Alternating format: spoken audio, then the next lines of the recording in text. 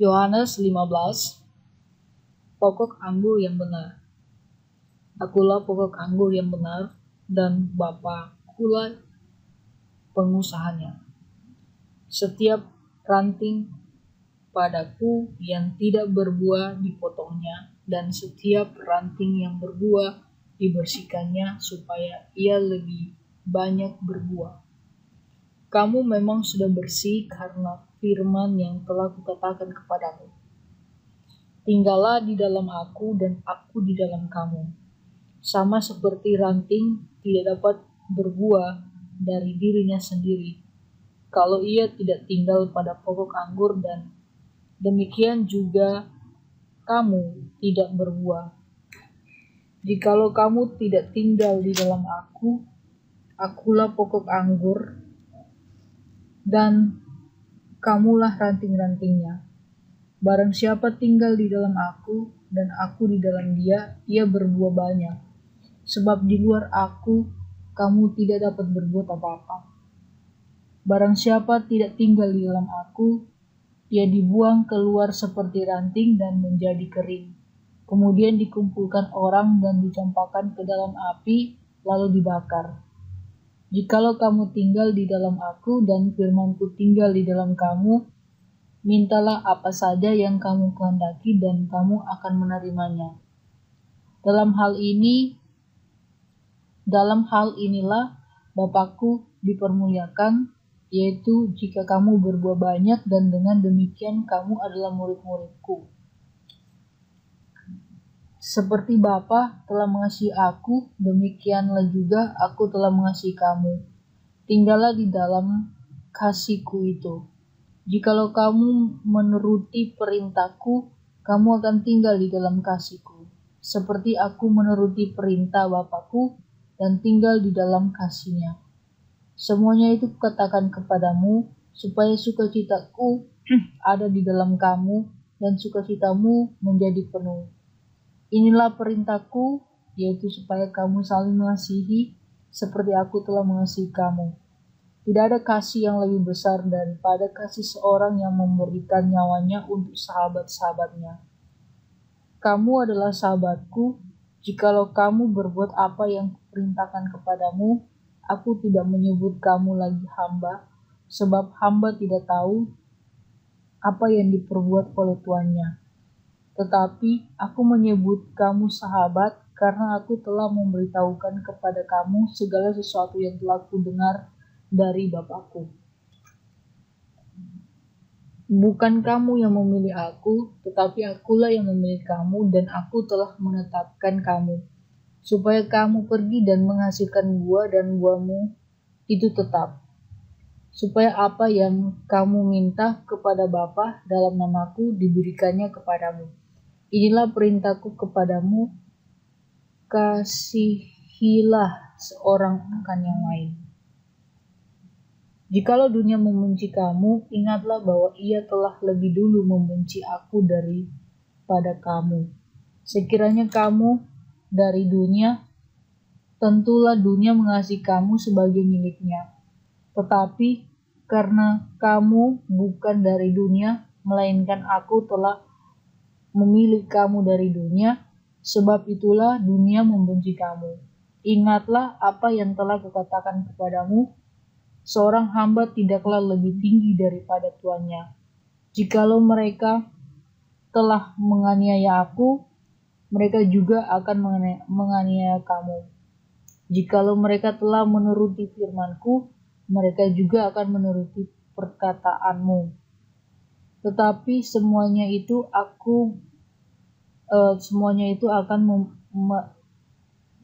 akan mereka lakukan terhadap kamu karena namaku, sebab mereka tidak mengenal Dia yang mengutus aku. Sekiranya aku tidak datang dan tidak berkata-kata kepada mereka, mereka tentu tidak berdosa. Tetapi sekarang mereka tidak mempunyai dalih bagi dosa mereka. Barang siapa membenci aku, ia membenci juga Bapakku. Sekiranya aku tidak melakukan pekerjaan di tengah-tengah mereka seperti yang tidak pernah dilakukan orang lain, mereka tentu tidak berdosa, tetapi Sekarang walaupun mereka telah melihat semuanya itu, namun mereka membenci baik aku maupun Bapakku. Tetapi firman yang ada tertulis dalam kitab Taurat mereka harus digenapi, mereka membenci aku tanpa alasan.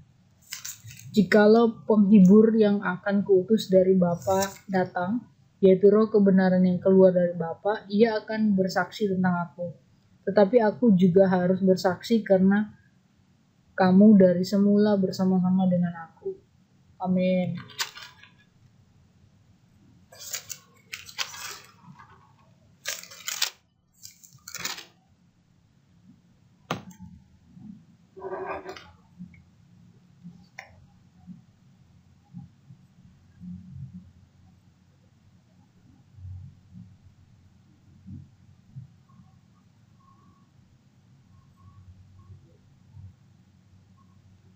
I am the true vine, and my Father is the gardener. He cut off every branch in me that bear no fruit, while every branch that does bear fruit he prunes, so that it will be even more fruitful. You are already clean because of the word I have spoken to you. Remain in me, as I also remain in you. No branch can bear fruit by itself. It must remain in the vine. Neither can you bear fruit unless you remain in me. I am the vine, you are branches. If you remain in me, I in you, and you will bear much fruit. Apart from me, you can do nothing. If you do not remain in me, you are like a branch that is thrown away and withered. Such a branch are picked up, thrown into the fire, and burned.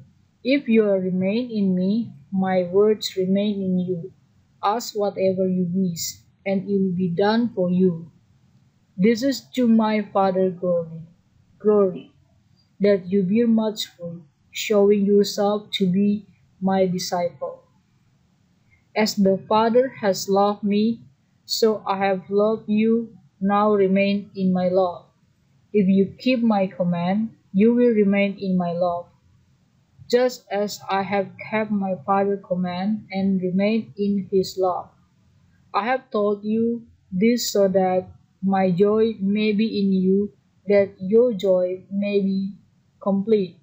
My command is this: love each other as I love you, as I have loved you.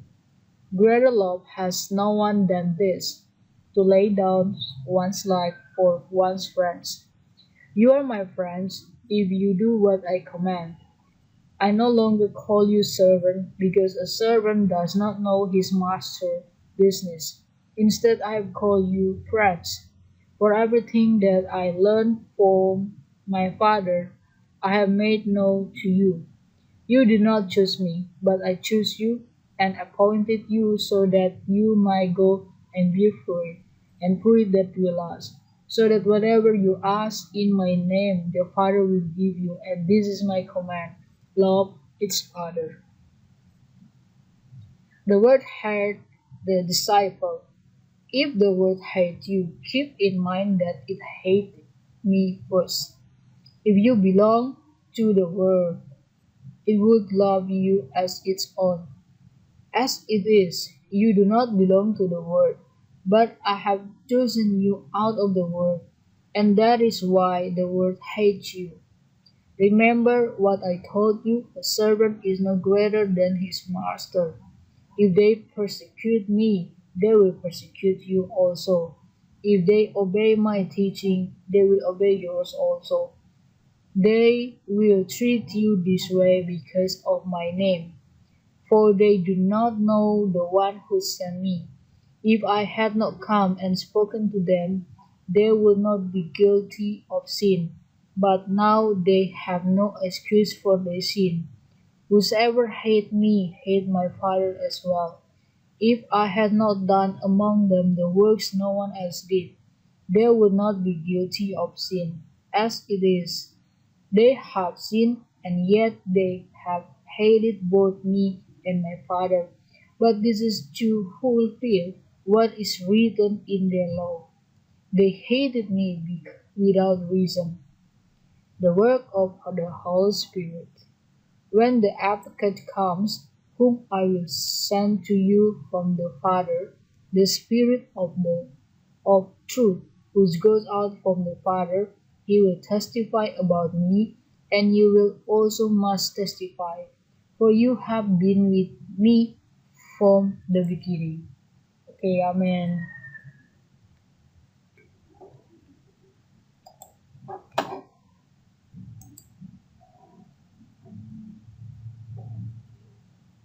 Um, Today I have review about the intro lesson 6 is like figurative bowl.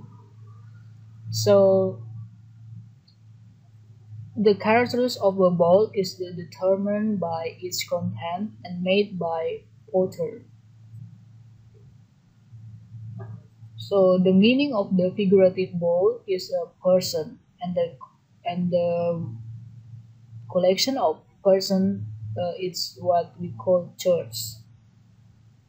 Okay, so like in Isaiah 64 verses 8, yet you, Lord, are our Father, we are the clay and you are the potter, we are all the work of your hand. There are two types of bowl. Okay, according to 2 Timothy chapter 2 verses 20 unto 21, the noble bowl and the ignoble bowl. So the noble bowl is also known as the God bowl. It have a God food, okay? That and this ignoble bowl is like Satan bowl and it contains Satan food. And from ignoble bowl can change into noble bowl.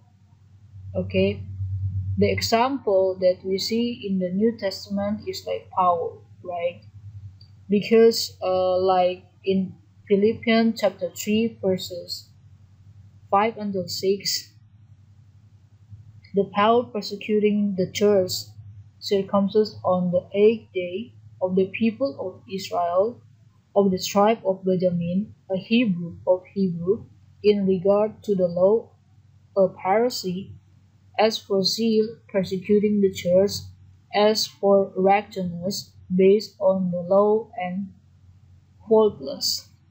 Okay, so the ignoble bowl, the example like Pharisee, they have a characteristic of persecuting.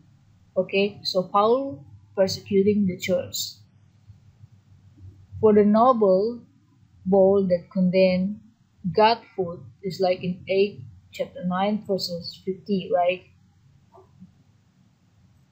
But the Lord said to Ananias, go, this man is my chosen instrument to proclaim my name to Gentiles and the kings and to the people of Israel. Okay, so there are two ways to become from a noble to noble bowl. First, we must pour out lies.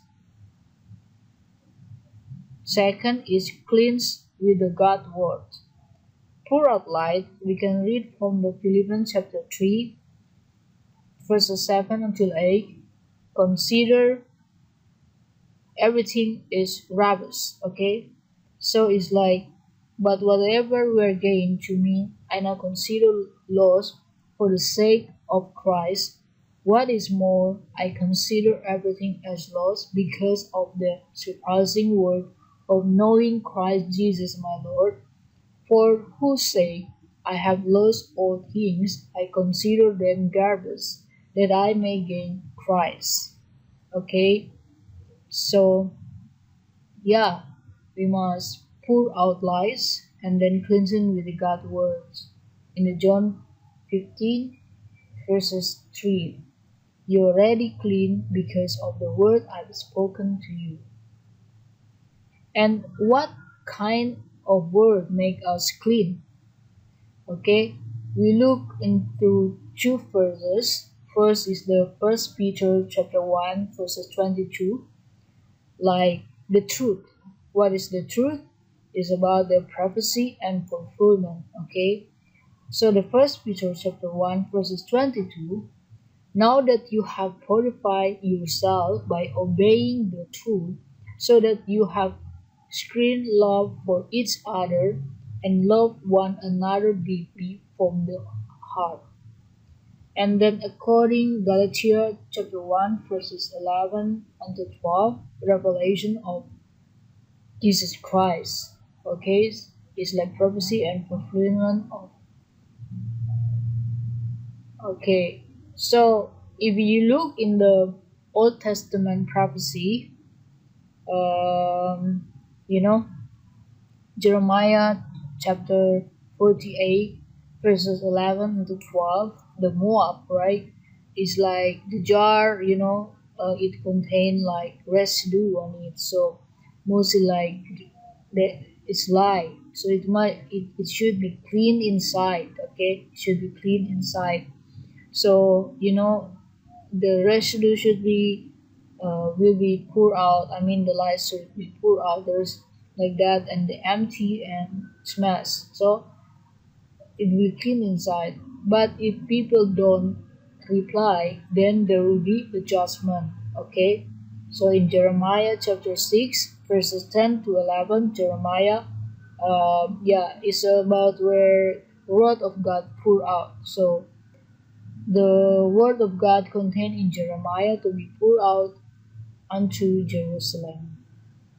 Okay, and then if we learn about the first coming fulfillment, like Pharisee and teacher of law, is like in the Matthew chapter 23, verses 25 and 26. Who to you, teacher of the law and Pharisee, you hypocrites, you clean the outside of the cup and dish, but inside they are full of greed and self-indulgence. Blind Pharisee, first clean the inside of the cup and dish, and then the outside also will be clean. Okay? Yeah, so what in the for the Pharisee and teacher of law, the outside is very clean, but inside is very greedy, yeah, dirty and residue and self-indulgence. Okay? So if you look in the John chapter 5:22, God entrusted judgment to Jesus, right? It's like moreover the Father judged no one, but has entrusted all judgment to the Son. Yeah. So Jesus was the figurative bowl, contained word of God, judgment poured out into Jerusalem. This is the first coming fulfillment. Okay. And the second coming prophecy, if you look like Revelation chapter 15, verses 7, and Revelation 16, verses 1, where the seven golden bowl filled with the word of God. What is seven bowl of God? Seven bowl is it's like, the meaning is seven God's worker. Okay? So why does God's word come in Revelation chapter 13? Verse 7 is because they worship the beast, okay? They betray the God. Okay, so the figurative meaning, second figurative meaning of a bowl is a church, okay? So in Matthew chapter 13, verses 47 until 15, is about the good feast. It is a right believer, it will be go into basket. But if the wicked, the bad fish, it will throw away. Okay, the basket is mean like the kingdom of heaven. Okay, so again, the figurative bowl means person and choice. So one become a noble bowl only by pouring out the lies, then cleansing our heart with the truth, that is the prophecy and fulfillment. If one does not repent and cleansen the heart bowl from the lies, the result is judgment. Okay? God entrusted judgment to the Son. So by cleaning our heart, the bowl inside, we can be harvested to the God's kingdom at the second coming. Okay, amen.